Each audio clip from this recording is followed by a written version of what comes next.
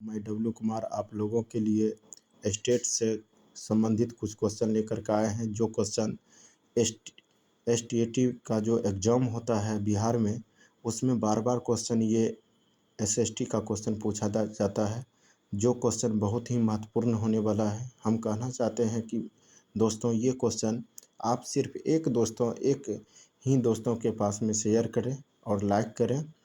जिसमें पहला क्वेश्चन है, इतिहास किसे कहते हैं?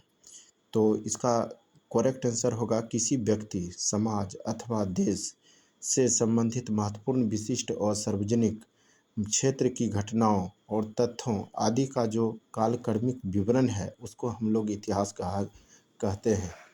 अगला क्वेश्चन है दोस्तों, इतिहास का पिता किसे कहा जाता है? इसका करेक्ट आंसर है हेरोडोटस। क्वेश्चन नंबर 3 है, प्राचीन भारत के इतिहास से संबंधित प्रथम वास्तविक पुस्तक किसे माना जाता है? इसका करेक्ट आंसर है राजतरंगिणी। अगला क्वेश्चन है दोस्तों 4 नंबर, उत्कीर्ण चिन्ह वाले प्राचीनतम सिक्के क्या कहलाते हैं? इसका करेक्ट आंसर है आहत सिक्के। क्वेश्चन नंबर 5 है, सिक्कों के अध्ययन को क्या कहा जाता है? इसका करेक्ट आंसर है मुद्रा शास्त्र। अगला प्रश्न है दोस्तों, भारत में प्राग ऐतिहासिक खोज प्रारंभ करने का श्रेय किसे दिया जाता है? इसका करेक्ट आंसर होगा डॉक्टर प्राइमरोज को। अब दोस्तों, हम बताना चाहते हैं कि इतिहास को 3 भागों में बांटा है। पहला का नाम है प्रागैतिहासिक काल, दूसरा का नाम है आदिऐतिहासिक काल, तीसरा का नाम है ऐतिहासिक काल। प्रागैतिहासिक काल का जो मानव उत्पत्ति से लेकर के 3000 ईस्वी पूर्व तक माना जाता है दोस्तों, ये पुरातात्विक साक्ष्य अध्ययन का एकमात्र स्रोत है, क्योंकि लिखित साक्ष्य उपलब्ध नहीं है इनके पास।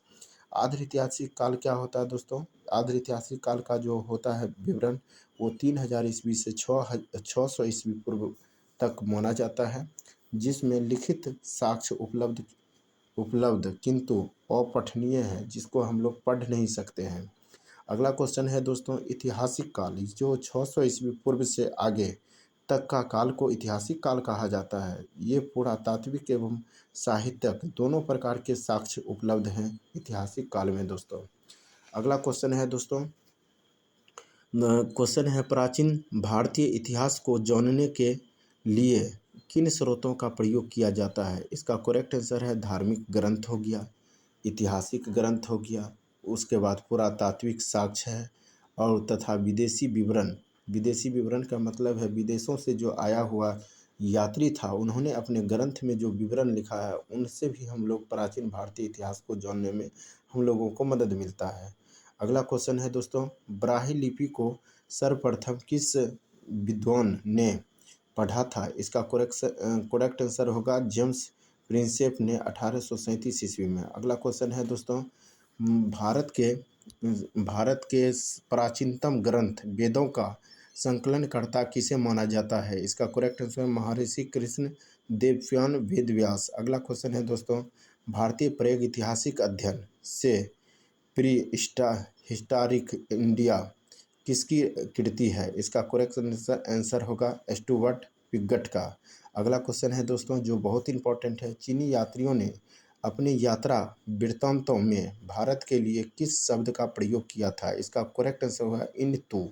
अगला क्वेश्चन है, उत्कीर्ण लेखों के अध्ययन को क्या कहा जाता है? इसका करेक्ट आंसर होगा अभिलेख शास्त्र।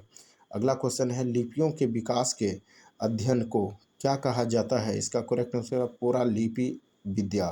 अगला क्वेश्चन है नंबर 14, सर्वप्रथम भारतवर्ष नाम का उल्लेख किस अभिलेख से प्राप्त हुआ था? इसका करेक्ट आंसर है हाथी गुफा अभिलेखों से। अगला क्वेश्चन है 15 नंबर, प्राचीन भारत का सर्वप्रथम सुनियोजित इतिहास किसने तैयार किया था? इसका करेक्ट आंसर है B.A. स्मिथ ने। तो दोस्तों, अगला क्वेश्चन जो है वो बहुत इंपॉर्टेंट है, जो पौराणिक मान्यता के अनुसार भारत के प्राचीनतम राजा कौन थे? इसका करेक्ट आंसर होगा वैवस्वत मनु। अगला क्वेश्चन है, वायु पुराण में किस वंश का उल्लेख है? इसका करेक्ट आंसर है गुप्त वंश और शुंग वंश का। क्वेश्चन नंबर 18 है, कौटिल्य के अर्थशास्त्र से किस वंश के इतिहास की जानकारी मिलती है? इसका करेक्ट आंसर होगा मौर्य वंश का। अगला क्वेश्चन है दोस्तों, जैन धर्म का प्रारंभिक इतिहास किस ग्रंथ से प्राप्त होता है? इसका करेक्ट आंसर होगा कल्पसूत्र से। क्वेश्चन नंबर 20 है, मत्स्य पुराण किस वंश से संबंधित है? इसका करेक्ट आंसर होगा आंध्र सातवाहन वंश से। क्वेश्चन नंबर 21 है दोस्तों, विष्णु पुराण किस वंश से संबंधित है? इसका करेक्ट आंसर होगा मौर्य वंश से। क्वेश्चन नंबर 22 है दोस्तों, खरोष्टी लिपि प्रकार किस लिखी जाती है? खरोष्टी लिपि जो है किस प्रकार लिखी जाती है? इसका करेक्ट आंसर होगा दाएं से बाएं। अगला क्वेश्चन है दोस्तों, नारद स्मृति से किस वंश के विषय में जानकारी मिलती है? इसका करेक्ट आंसर गुप्त वंश। क्वेश्चन नंबर 24 है, स्मृति ग्रंथों में सबसे प्राचीन एवं प्रमाणिक पुस्तक कौन सी मानी जाती है? इसका correct answer Manusmriti. Question number 25 है, शुंग काल का मानक ग्रंथ किसे कहा जाता है? इसका correct answer Manusmriti. Question number 26 है, जो बहुत इंपॉर्टेंट है, स्त्रियों को पुरुष की अर्धांगिनी किस ग्रंथ में कहा गया है? इसका करेक्ट आंसर शतपथ ब्राह्मण में, अगला ब्राह्मण ग्रंथ में। अगला क्वेश्चन है दोस्तों, महाभारत का प्रारंभिक उल्लेख किस में मिलता है? इसका करेक्ट आंसर है अश्वलायन कल गृह सूत्र में। अगला क्वेश्चन नंबर 28 है दोस्तों, महाभारत में प्रारंभ में कितना श्लोक थे? क्वेश्चन नंबर इसका करेक्ट आंसर होगा 8800 श्लोक।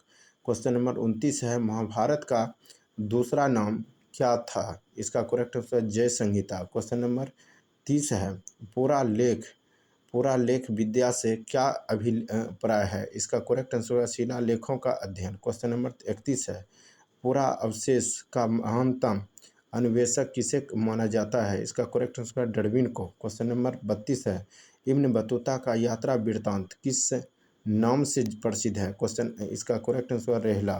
क्वेश्चन नंबर 33 है दोस्तों, ह्वेनसांग ने किस विश्वविद्यालय में बौद्ध धर्म का अध्ययन किया था? इसका करेक्ट आंसर नालंदा विश्वविद्यालय से। तो दोस्तों ये क्वेश्चन आपको इसलिए हम बताना चाहते हैं क्योंकि ये क्वेश्चन बार बार स्टेट में पूछा जाता है। एसटीएटी में जो एसएसटी का क्वेश्चन है उसमें इतिहास का क्वेश्चन से संबंधित बहुत सारे प्रश्न मिलता है, जो क्वेश्चन बहुत ही अच्छा है। इस क्वेश्चन को अपने एक प्रिय दोस्त के पास में ज़रूर शेयर करें, लाइक करें। धन्यवाद।